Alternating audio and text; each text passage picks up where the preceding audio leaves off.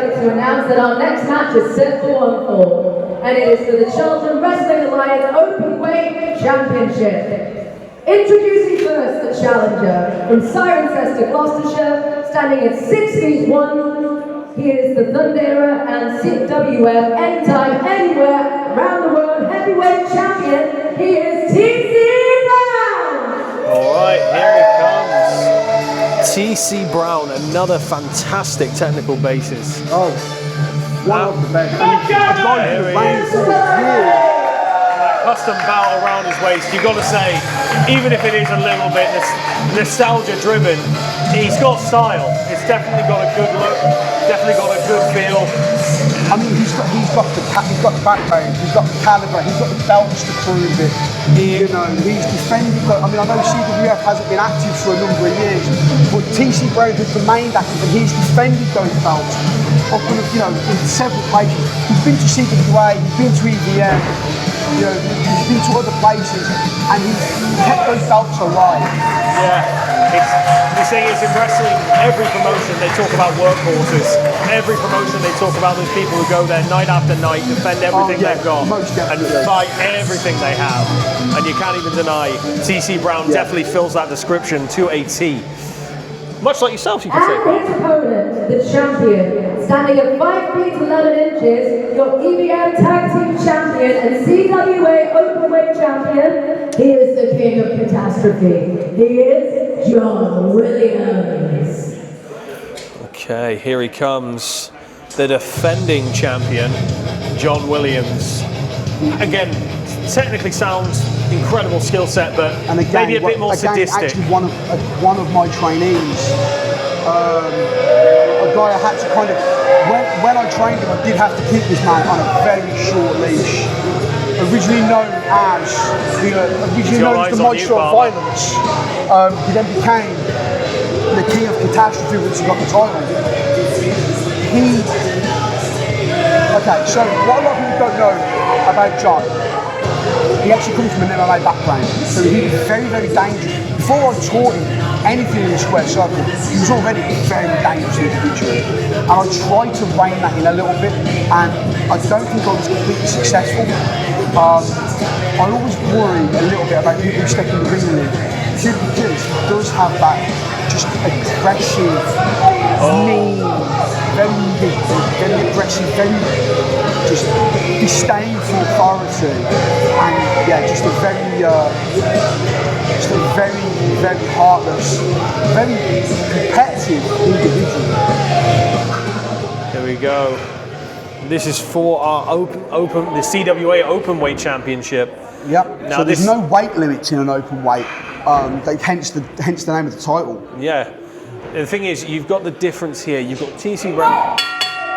TC Brown, again, savvy, strong, but the thing is, again, has he got that sadistic streak in him? Because we can't deny. TC may not have, the Thundercat may not have that sadistic streak, but he does have the skill to back it up. And this is going to be the key thing in the match, is that sadistic streak. Well, it's not going to help when he keeps getting distracted with the management to the side of the ring. But here's the other thing as well. Here's a little bit that we don't really comment on. John Williams. Now, as you can see, Luke Hunt is out with him. Luke Hunt is out there with TC, sorry, not with John. Now, these guys train together, and I was always reluctant about these boys training together because he used to like taunting Luke quite a lot, mainly because of his age. It just seemed unnecessary. I mean, to be fair, it feeds into that MMA background. You look at it, MMA stars that have made their name through the sport, like Conor McGregor, they made their name because they get in people's heads before their match even started. It's funny you say that. It's literally just to make the comparison. He's very trash talker, Conor McGregor-esque in that he will just. And it's not that he's trying to get into your head. It's just that he has that much self-belief, and he has that much.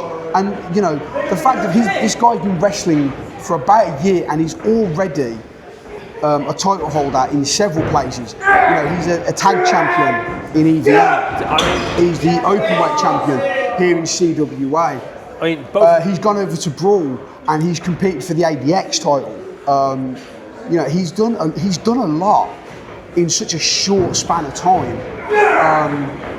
And as you can see there, Showing off that. yeah. Now, There as you you can see, he didn't go for a lockup.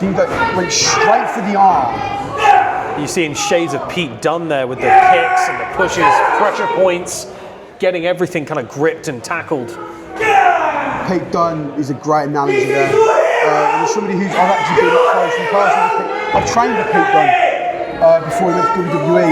Again, fantastic wrestler. Absolutely astounding. But the thing is, John he's focusing on that arm because his finish is an arm submission. So if he does do an arm break submission, and that's what he's trying to do now, he's just softening up. You know you're not going to get submission this early on because people are too full of energy. But he's softening it up. Now I don't know if TC can't get out of this or if he's conserving energy by not really fighting against it. Now, as you can see, now he's fighting back. But I think he was conserving energy, and now he switches round.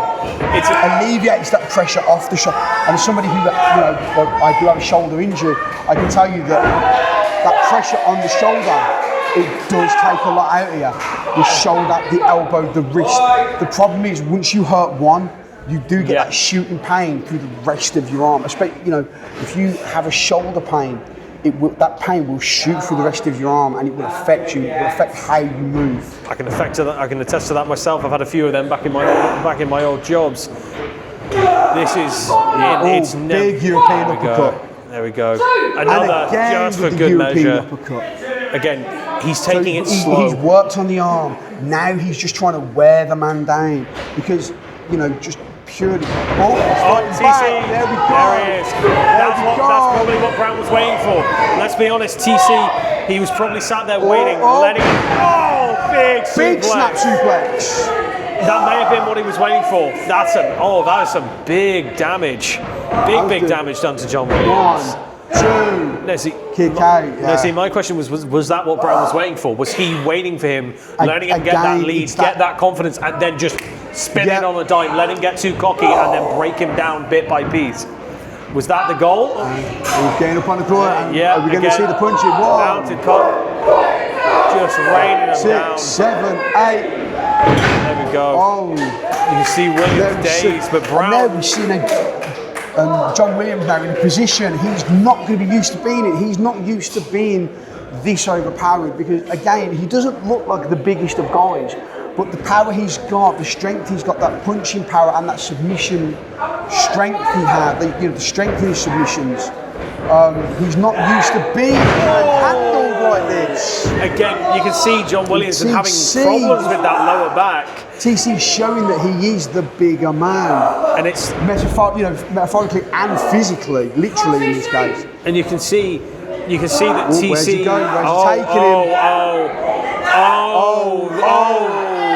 Bringing him up. No. He clearly wants to make a bit of another punishment there. This is not where Williams wants to be. No, this is not going to feel good. This does not look for getting the audience involved. Now that is just mean. Now see, that is unsporting. I said this earlier. Good guys don't always do good things, and that was not a good thing. I mean, ultimately, it wasn't effective. Oh yeah, that's effective against most people. And in this business, you got to be honest. It's about. I don't care how big you are, how strong you are. There's no muscle down there to protect you. No, if you get hit there, got him down. Why can't he down? Shades of Jeff Jones. Yeah, a little bit of the double J. Not quite enough to put him away there. In it. The thing is, Williams still with gas in the tank. You could see Williams was fighting the whole way down. Maybe that just meant that stroke, that hit, just didn't quite land as it needed to get that 3 count. Yeah, but I mean that fighting all the way down.